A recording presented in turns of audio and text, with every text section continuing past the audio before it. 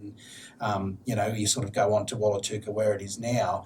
But Wallatuka wouldn't be where it is now if it wasn't for those people back in those early days that actually had that vision, to meet in that, that building, to have that building, to then say, okay, Aboriginal people can go to university. Aboriginal people can study. They can become doctors. They can become, engineers. They can become nurses or teachers.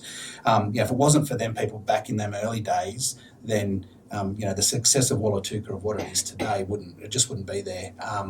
There are plenty of highlights of working at Wallatuka. I had some programs when I worked there with the young guys in juvie at Frank Baxter.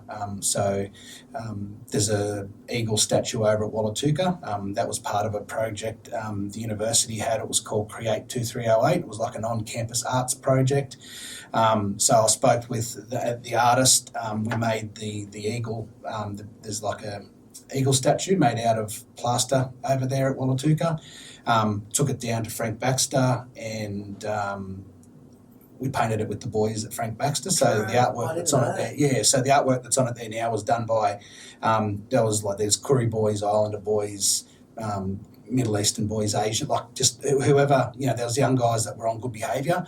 Whoever had that, the good behaviour, come along, and we over a matter of maybe a month or two actually painted that eagle, the eagle statue, and now it's mounted over there at Wallatuka.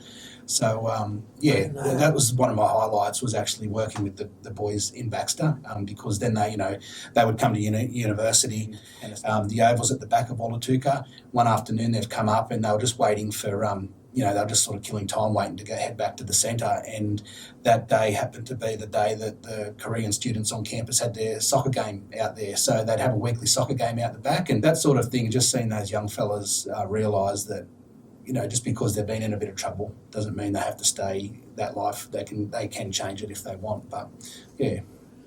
Yeah. Thanks for sharing about the eagle. I did not know that, in a sense, that eagle is a reconciliation eagle, because if you're talking about all these different backgrounds and cultures and religions being a part of something that is very identifiable as First Nations, as Indigenous, that there in itself is a massive story. Yeah. And I appreciate you sharing that.